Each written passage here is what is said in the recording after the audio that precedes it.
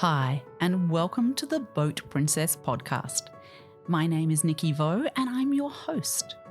I am a boat owner, a marinas owner, an international conference presenter, and a huge advocate for boating.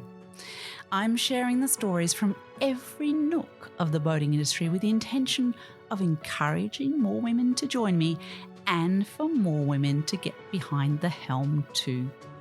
I want to share the experience and opportunities of boating, of the boating industry, and I want you to join me as I bring the conversations and answer all the questions you've had.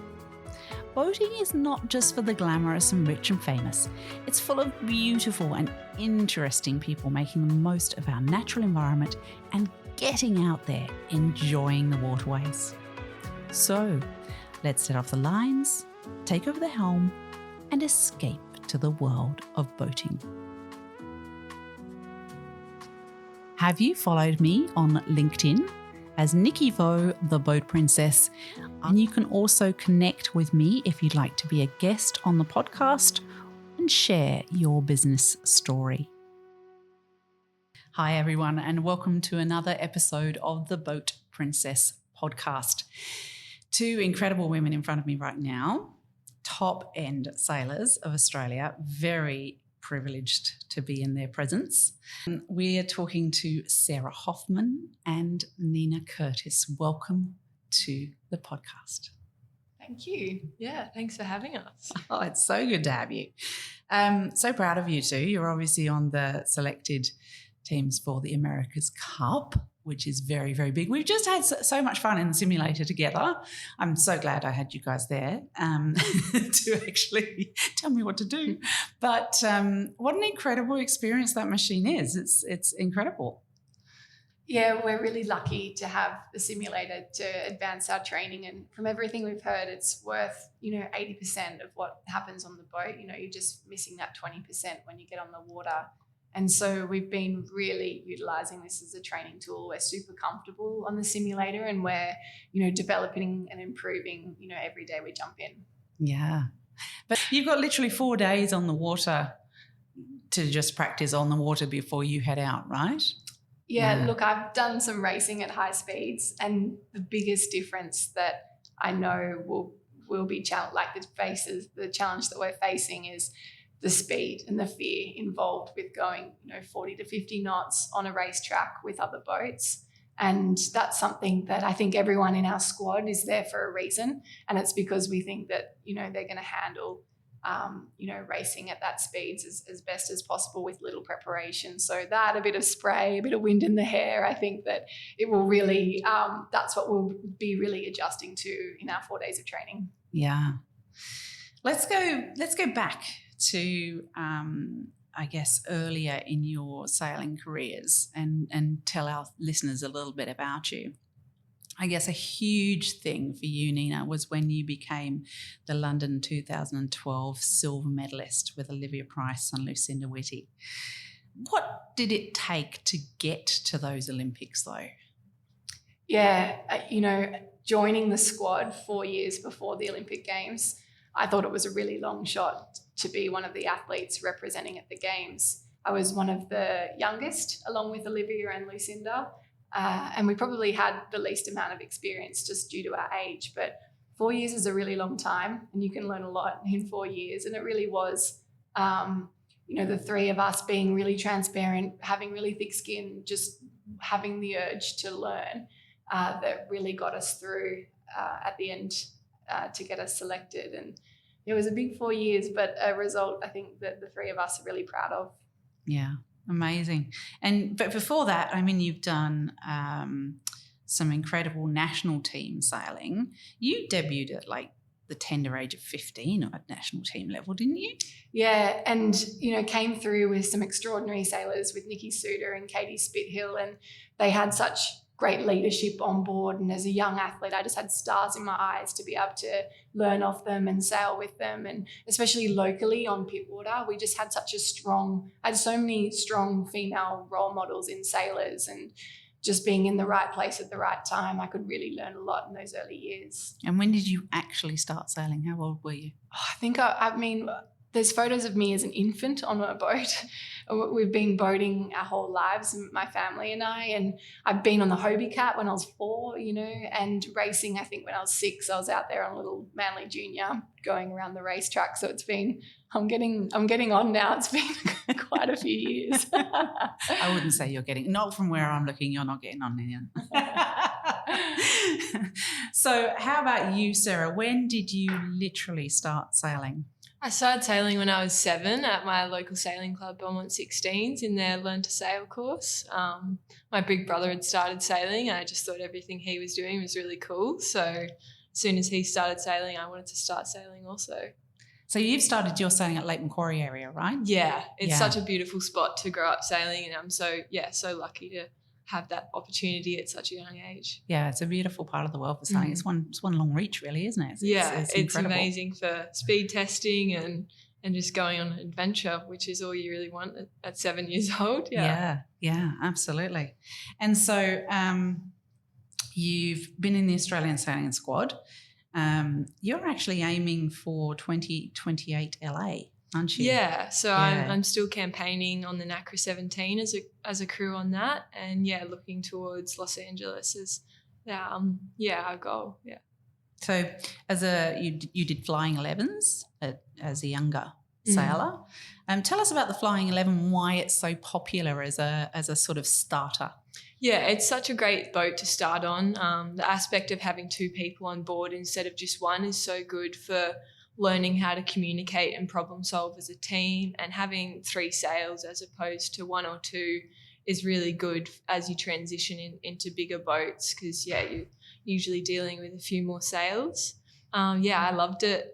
We such a great way to travel around and get used to competing, and super fun. And then you progress to the 29ers, which they're specifically made for 12 to 18-year-olds, right? So to progress to the 49s, but they're your sort of training boat, right? Yeah, they're a really good youth boat. 3 sails again, and super fun. And you get to learn how to work in a squad environment, usually with some youth sailing teams and that kind of thing. And get to travel around and learn how to go a bit faster and learn how to trapeze. So getting on them at about 12 or 13 was really cool. And then you've jumped to the NACRA 17.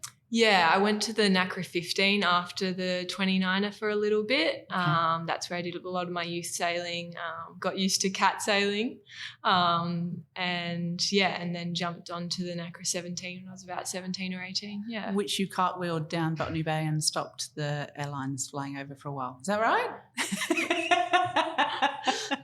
Probably won't mention that. Oh, come on, it's a good story. But you had to swim 3 kilometres from that, didn't you?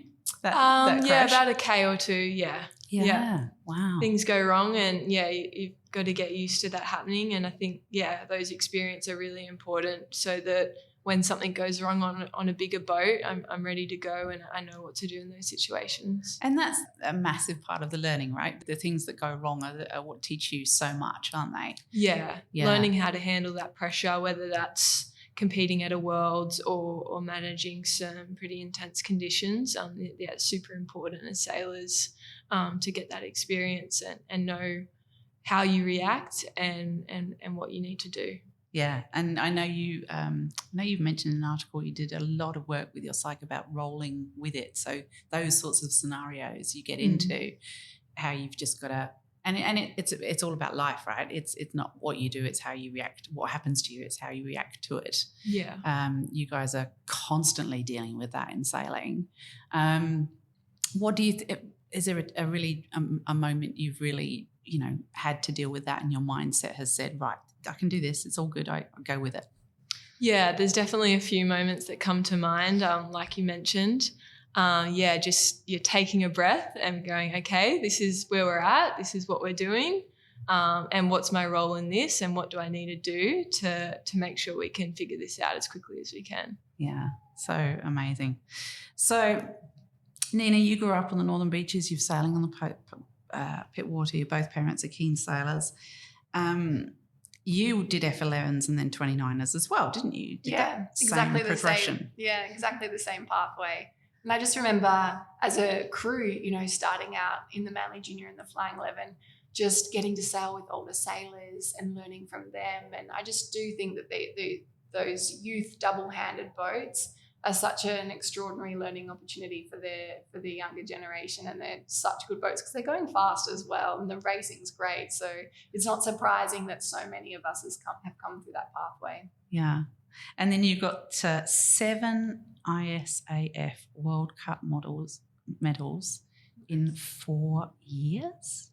Yeah. That's big. I've done a lot of Olympic sailing. I've actually sailed 3 classes over 2 Olympic campaigns, which I think is quite unusual. After the match racing was discontinued after the London 2012 Olympics, I really had to pivot and find something else to sail. So in my first year of that Olympic cycle, I actually sailed both classes. It was a very busy year. I was exhausted afterwards, but I didn't know what my skill set was. I didn't know what I had to offer each class. And I ended up falling into the NACRA class for the following 3 years.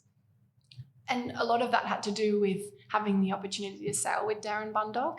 But I also really love cat sailing, and the NACRA class is extraordinary. And, especially mixed sailing is something that set me up quite well ongoing. But when we missed out on selection, I jumped back in the 49er at the end of the year and tried to get selected in that class. So I was actually one of the only athletes to not get selected for the Olympics over 2 different classes in one Olympic cycle. Oh, wow. That would have been harsh. But, it wasn't, in reflection, because I don't think I could have learned any more in a 4-year quad of different sailors in different equipment, both in developing classes. The FX and the NACRA were in their first Olympic cycle in that year, going towards the Rio Olympics. And so all these teams are on these incredible learning curves. We're learning more about the boat. I just look back on those 4 years with no regret at all, because it really, I think, made me the sailor that I am today.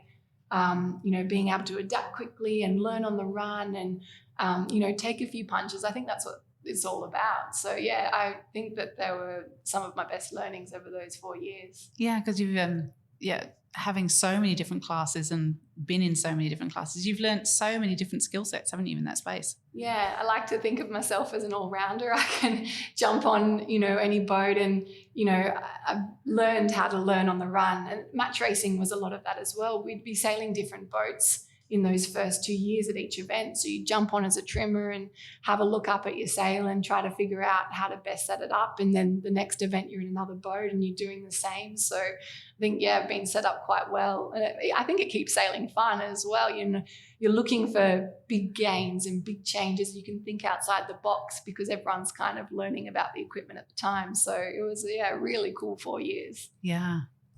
So talking of big gains and big changes, Sarah, 130 people went for these positions. You were one of the people that got there. What do you think was your difference? What do you think you add to the team? I think I'm just quite curious. It's such an amazing team with role models that I've looked up to from such a young age. And I'm just curious to see how they operate and what I can learn and how these boats work. And just constantly wanting to learn is just so important, to be able to learn these boats quickly and figure out what's going on. So, yeah, just being curious is what I think set me apart from some of the other applicants. Super keen to just learn from others. And you've sailed in some fairly nice locations, Sarah, haven't you? I mean, 2018, Lake Como. Oh, you can't go past Lake Como. Yeah, that was my first ever international event, and it definitely set a high standard for sailing and in Europe.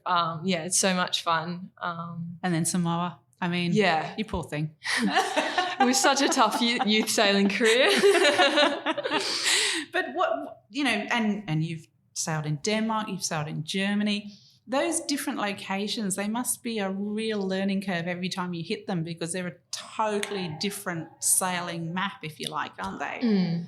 I just love being out in the elements and being on the water, and to experience different locations is really cool, and to do it at such a young age is really cool. yeah, it's just cool. I mean, that is part of sailing, right? You get to travel the world and see some incredible places. Nina, you are right now with Sail GP, seeing some incredible locations. Have you got a fave? Oh, you know, Bermuda's hard to beat in terms of the quality of racing and sailing there has been pretty spectacular. And, you know, some of the other favourites come from the energy. You know, often you're so disconnected to your spectators when you're sailing, but those venues that have been able to bring the spectators to you, you can kind of feel the energy, like sailing on Sydney Harbour for the home Sail GP has been pretty special when you can just feel the energy of your loved ones kind of cheering you on, and that's kind of cool as well. Yeah, that's a nice thing, isn't it? Yeah. And it's interesting that Lisa said the same thing. Bermuda was her favourite too. Yeah, oh, you just can't beat it. That place is spectacular. Yeah. There you go. So this is the first ever Women's America's Cup competition, and you guys are both involved in that. How does that feel for you? You're literally making history. What does that feel like to you? Do you want to go first? Yeah, sure. It's just surreal, really. You'd think, like, it's a long time coming, really. I've been looking up to these girls for such a long time, and to think that they haven't had access to this kind of pathway before is pretty crazy. But to finally have that chance and to be a part of that first ever Women's America's Cup is just something I'd never expect. When I was little, I knew that the America's Cup was a thing, but I think not having that female representation on board, it didn't make it a realistic goal of mine as a kid. And so to finally be able to do that and hopefully be that inspiration to the generations coming forward, that this is a pathway that's being created for them and available to them as they become sailing experts. It's just so cool. Yeah. And Nina? Especially match racing, starting quite early in match racing, it's been something that I've been chasing for a really long time. And after every Olympic campaign or project that I've done, I've always gone back to it. I've always asked, and I've always come up with the same answer, is that, you know, it's sometimes sugar-coated and you're too small, you won't be strong enough, there's not space, you've got a full team. But the bottom line has always been that I'm female.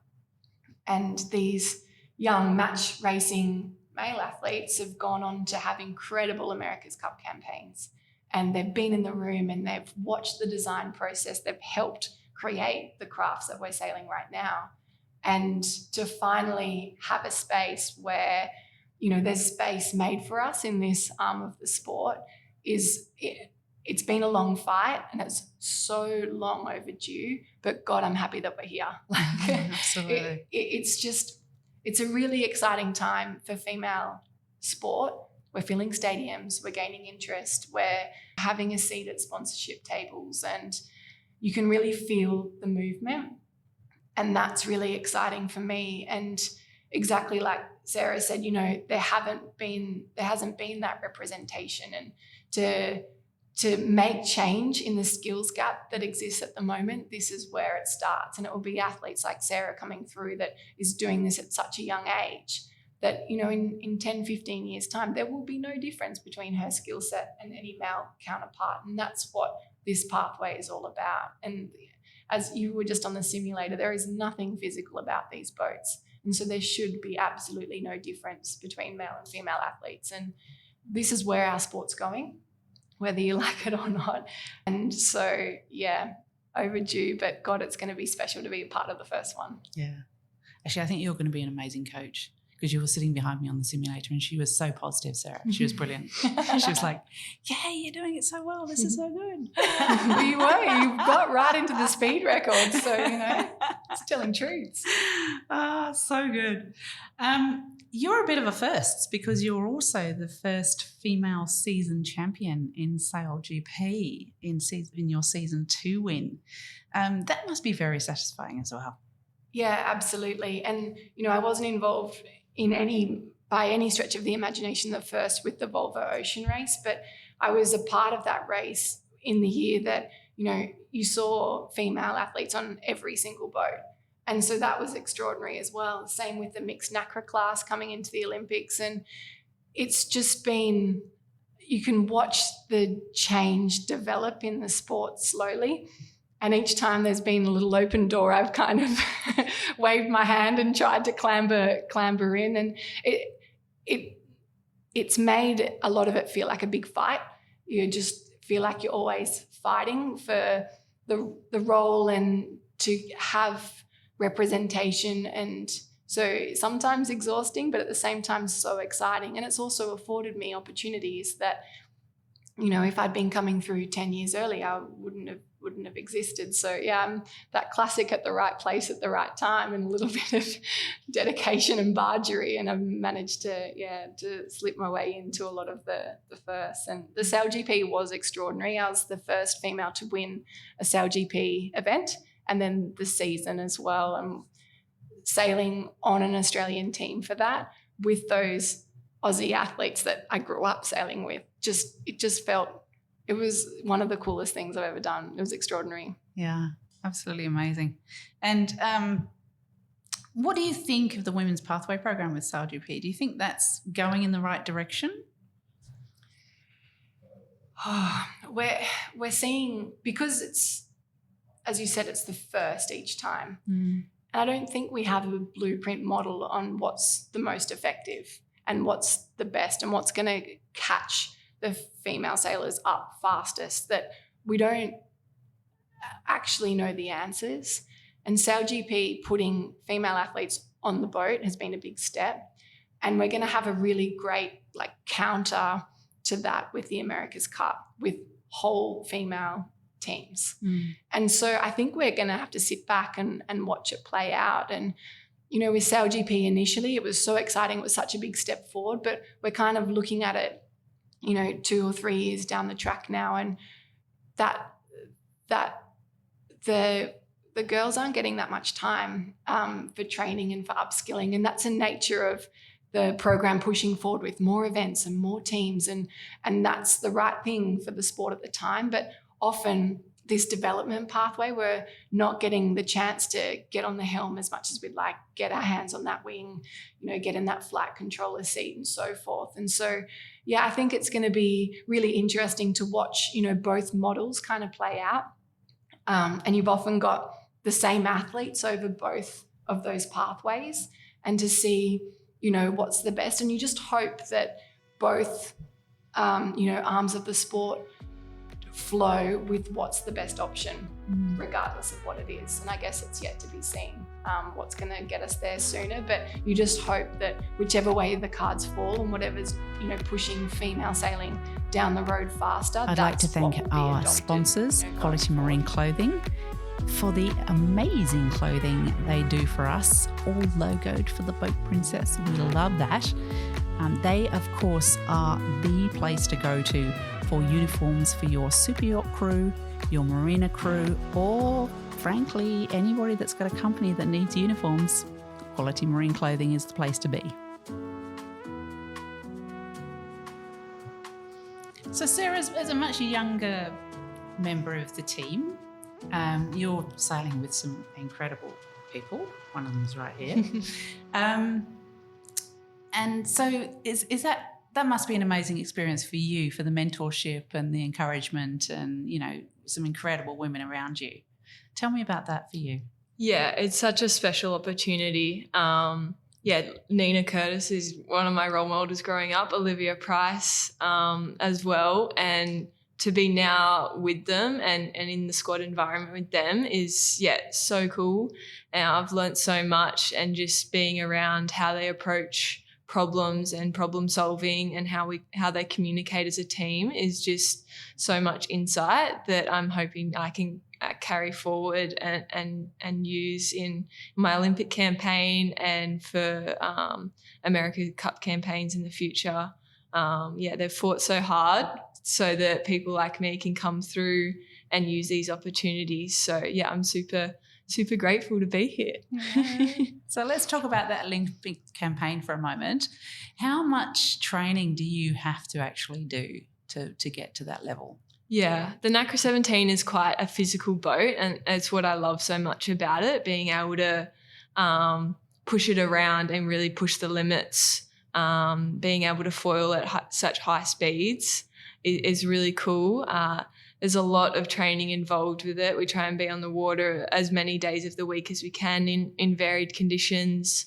A lot of the time we're out the heads of Sydney Harbour in some big swell and waves and really learning to try and fly these pretty small boats in some big sea state. It's a lot of hard work, but I just love every minute of it and just being out in the elements, whether it's a really cold, rainy day and you're just fighting for every moment, or whether it's a beautiful day on Lake Como or something.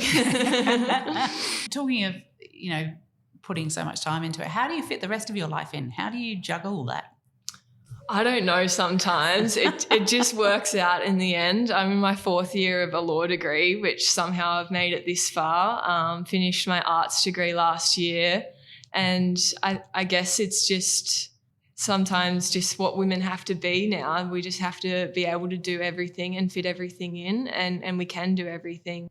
So, yeah, it's a tricky balance sometimes. I don't always get it right, but being able to do both is just so important to me, just to have that balance. And if, I'm overwhelmed with one thing, then I can and look at something else and not be overthinking too much. Yeah. Yeah.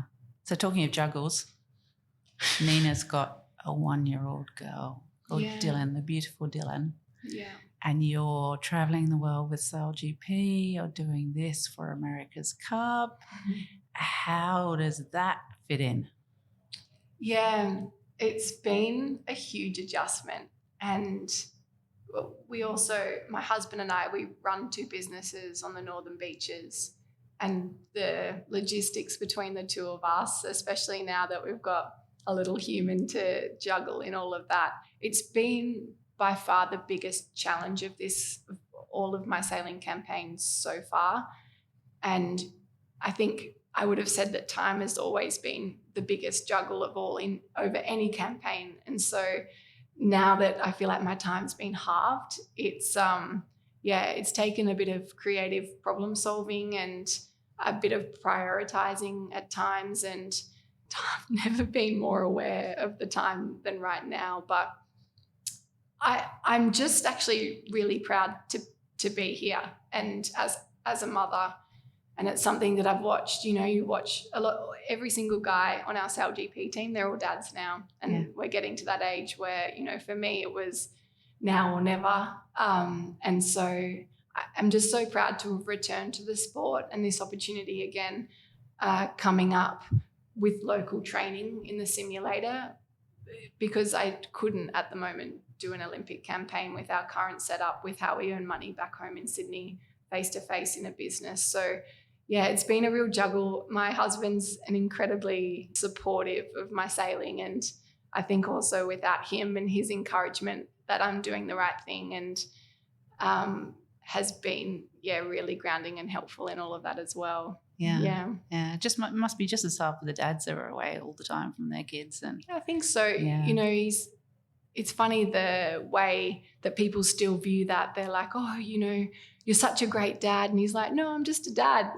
This is our life at the moment, and this is how we're, trying to pay our mortgage off, and this is how it works for us. He's like, fighting with that it's not special. It's just sometimes a bit different that, it's I'm the one that's traveling and I'm the one that's away from the family. Sometimes, my time commitments can't be moved or changed. And it's been cool I think as a family unit, we're really quite proud of that. And I think that it's, again, important to be visible, because, I'm no less of a sailor than I was before having Dylan. The only thing is I'm a bit more time poor now, and that kind of stuff can be managed and worked around. So, I think it's important, and I'm very, very proud. I'd say it's one of my greatest achievements yet, so far in my sailing career. So something I'm really proud of. Yeah, absolutely. So you should be. And talking of your businesses, so you've got a gym and a magnesium company, haven't you? Yeah. How did they come about? I mean, these sorts of things that you're doing now, you don't get paid for doing the America's Cup. So you have to make an income somewhere, right? So you've created those businesses. How did that come about? How did you end up doing that? COVID. Okay. Yeah. Okay. So, the sailing opportunities started to dry up and we both came back to Australia, my husband and I, and got jobs in the fitness industry. And then we both lost our jobs in that first wave of lockdown. And we're like, oh, well, it's a good time to go at it on our own. So we started out of the back of a Mitsubishi Mirage filled with gym equipment and, did outdoor training. And it's built, we've got 2 locations now as a health and fitness space with massage therapists. And so I think we've got a staff of 15. Fantastic. So it's grown so quickly. And our magnesium business was the same, is that we just needed to pay our rent at the time and we got a bit creative. And now, we're stockers to lots of magnesium float tanks and so forth. And it's really coming along. So, but it's definitely a juggle. It would be easier with employed work. Yes. We're responsible to a lot of people's livelihood as well now with such a big staff. So that's definitely been like another added challenge in chasing this America's Cup dream, holding responsible to the business.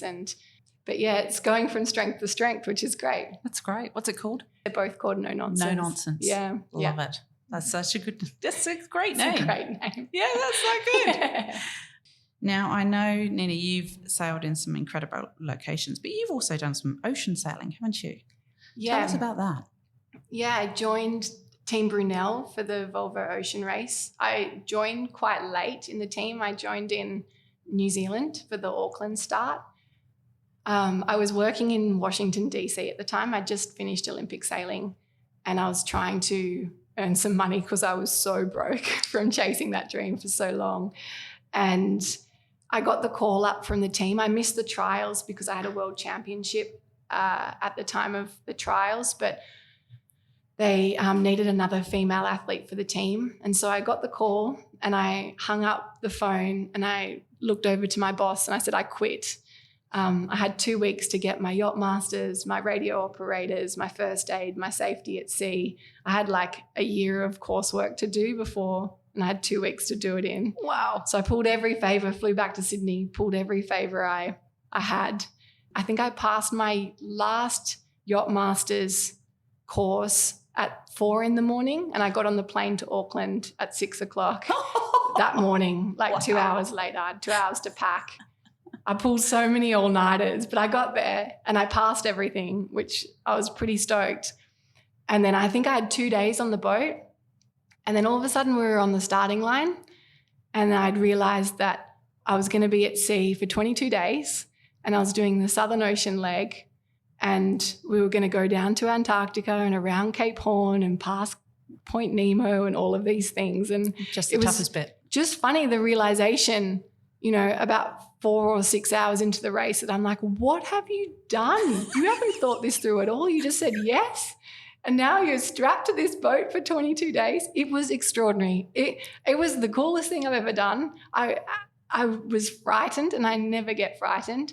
But I tell you what, there's waves the size of skyscrapers out there and sailing in the dark in that kind of sea state. And, a sailor died during that race and that was, extraordinarily sad, but also terrifying at the time. I was the most inexperienced person in the entire race. And we went on to win that race.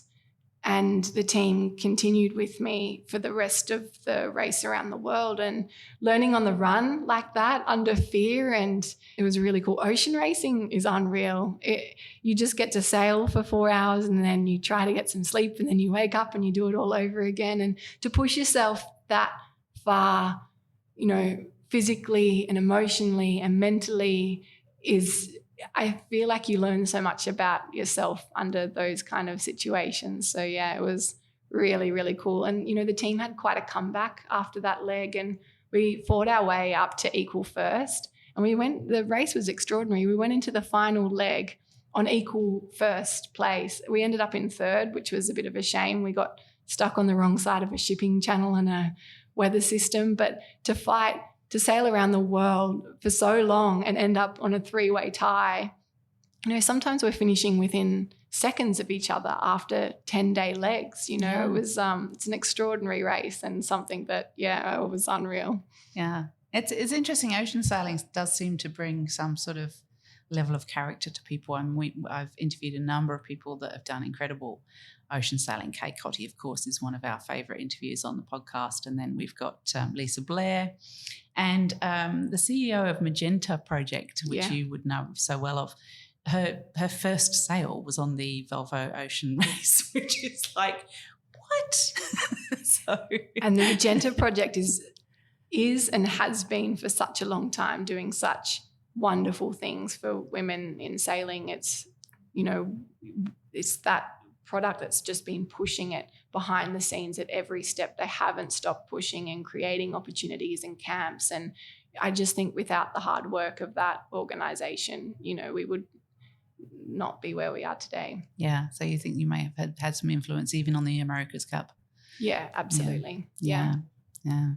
So Sarah, if you were a young woman again, imagine you're talking to a young girl that lives in Lake Macquarie and she wants to follow your footsteps. How does she do that? How does she get into sailing? How does she, she knows nothing about it. She doesn't know what to do, where to go, how to get into it. What would you tell her to do? I think, the biggest step is just turning up and being curious. So just going to your local sailing club. If she's on Lake Macquarie, there's so many little clubs that you can join. Belmont 16s is a great one. Jump on a Pelican or a Bic or a Opti.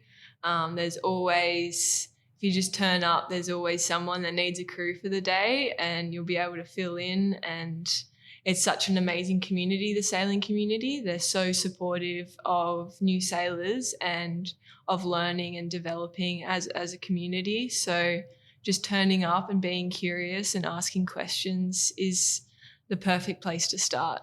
And having fun along the way is really important, especially when you're young. Yeah. And what would you tell the parents? How would you tell them to support them in doing that? Just be encouraging. My parents were really great in the fact that they were equal amongst my brother and I in how we approach sailing. There was no differences in how we were treated in terms of what we could do on the water and that kind of thing. And that kind of mindset was really important.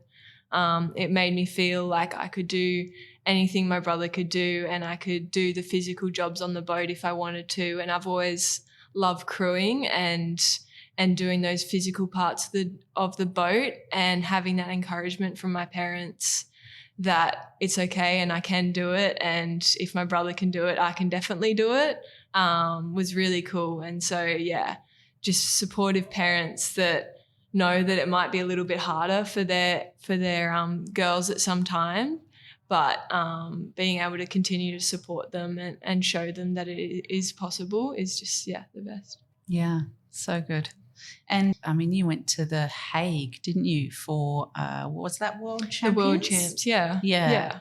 Because I do think sailing builds an incredible resilience in teenagers especially, and all that sort of thing. And there's a lot to be learned about sailing, isn't it? Packing away the boat, one thing, you've got to put it away so that it's ready to go for next time and clean it down, blah, blah, blah. I think they're all learnings that are really useful. But you had a moment in The Hague where your mast snapped in half. Yeah, 2 days before our event, we were out in The Hague and going downwind, our mast snapped out of the blue. So we were out in a lot of sea state at the time. So it was a big effort, and we actually had 2 of the other Aussie boats out with us, and we had a crew from each come over and help us start cutting things off the boat and swimming around in the North Sea with us to help us get it under control. And my amazing coach, Hayley Outridge, helping us slowly tow us into shore. Yeah, it was definitely a big effort, and it took the whole team to get us on the start line for the start of the Worlds. And did your parents watch that from a distance, or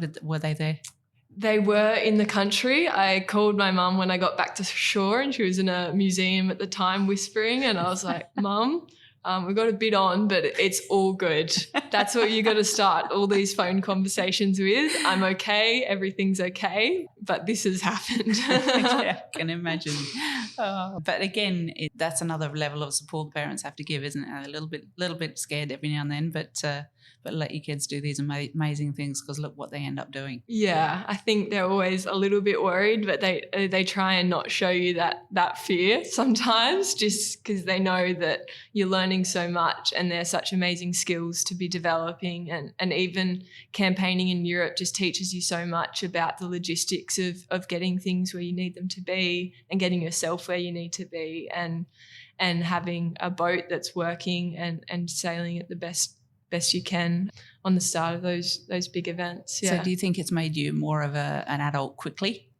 For sure. It's definitely helped my communication and my ability to critically analyse situations and problem solve on the spot. It's like your mast snapping in the North Sea and knowing what to do is just so transferable to the rest of my life. And yeah, it's great. So Barcelona, it's not that far away now, is it? What are you looking forward to most? Getting on these boats. We're just desperate. We're racing at a really high level when we do line up against the other countries, and I think just getting in the race in terms of how the boats operate, what they feel like, how to make them go fast, and we're not going to have much time at all. And I think it's that part, like getting on the water and on the boats, is just what I've been dreaming about. Absolutely. And Sarah? Yeah, if we can get on these boats, that'd be so cool.